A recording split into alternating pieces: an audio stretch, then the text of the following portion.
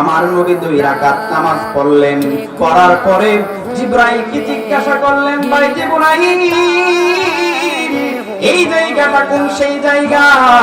জিবরাইল ডাক দিয়া কই, ইয়া রাসূলুল্লাহ, এই জায়গাটা হলো ইয়াসরিব নামক শহর। তবে আপনি নবীর আগমনে এই ইয়াসরিবটা হয়ে যাবে মদিনা। সুবহানাল্লাহ।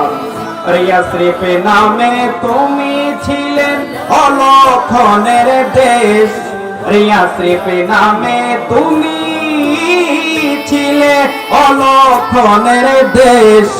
বড়ই মারাত্মক যে ছিল তোমার পরিবেশ, আরে নবীর ছোঁয়া লেগে তুমি সোনার মদিনা, নবীর ছোঁয়া লেগে তুমি সোনার মদিনা।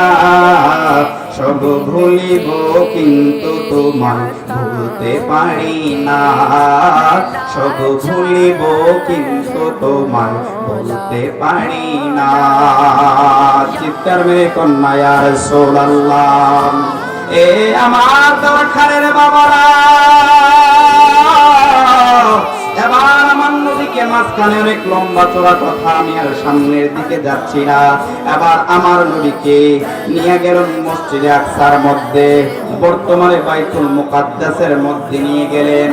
নিয়ে যাওয়ার পর ওই জায়গার মধ্যে যাওয়ার পরে দেখতেছি সমস্ত আম্বিয়ানে কেরাম 1 লক্ষ মতান্তরে 1.25 লক্ষ 2,24,000 পয়গম্বর, তারা সকলেই বাইতুল মুকাদ্দাসের মধ্যে উপস্থিত।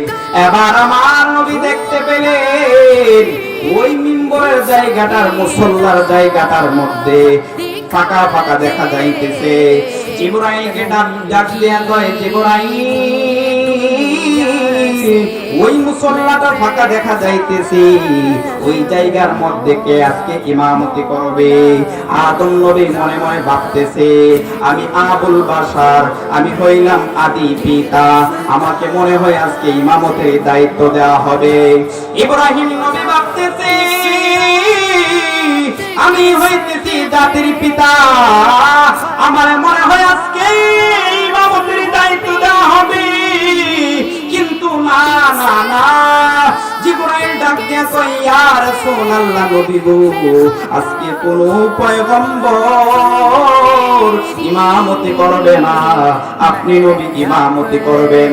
আমার নবীকে ইমামতির সামনে দাঁড় করায়া দিলেন। এবার আমার নবীর সমস্ত নবীর ইমামতিতে আল্লাহ রাব্বুল আলামিন সাইয়্যিদুল মুরসালিন, ইমামুল আম্বিয়া বানায়া দিলেন। সুবহানাল্লাহ।